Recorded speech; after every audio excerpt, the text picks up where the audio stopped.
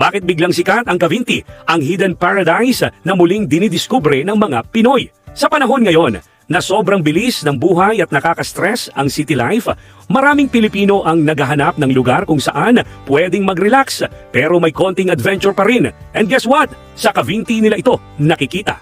Ang bayan na ito sa Laguna na dati ay tahimik lang, ngayon ay kilala na bilang ecotourism, adventure, and glamping capital of the Philippines. Matatagpuan sa paanan ng Sierra Madre, ang Cavinti ay perfect getaway para sa mga gustong tumakas sandali sa ingay ng Metro Manila. Ang maganda pa, hindi ito ganoon kalayo, mga 1.5 hanggang 2 oras lang by car. Kaya swak na swak ito para sa weekend trips, barkada outings ni o kahit solo travel para mag-recharge. Isa sa mga pinaka-iconic na puntahan dito ay ang Cavinti Falls na mas kilala ng iba bilang Pagsanjan Falls.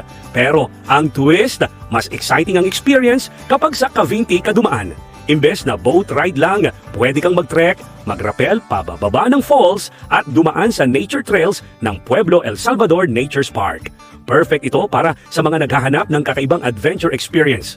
Kung mahilig ka naman sa exploration, hindi pwedeng palampasin ang Cavinti Underground River and Caves Complex. Para kang nasa ibang mundo habang naglalakad sa loob ng limestone caves at dumadaan sa underground rivers. Medyo challenging siya pero sobrang worth it, lalo na kung gusto mo ng unique na experience. Isa sa mga dahilan kung bakit patok ngayon ang Cavinti ay ang kanilang glamping scene.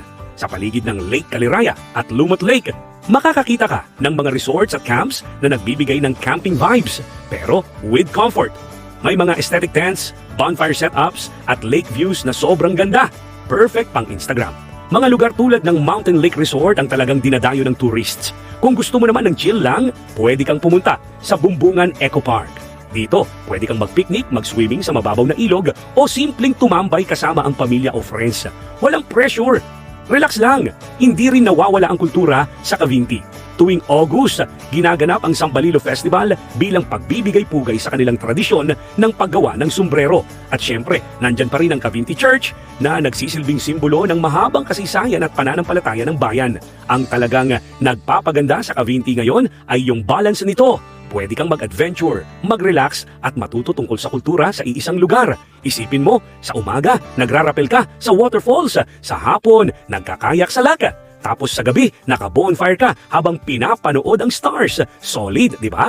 Sa panahon ngayon na mas na-appreciate na ng mga Pilipino ang local travel, pinapakita ng Cavinti na hindi mo kailangang lumayo para makaranas ng something special. Minsan, ang hinahanap mong escape, nandyan lang pala sa tabi-tabi, hinihintay na matuklasan mo.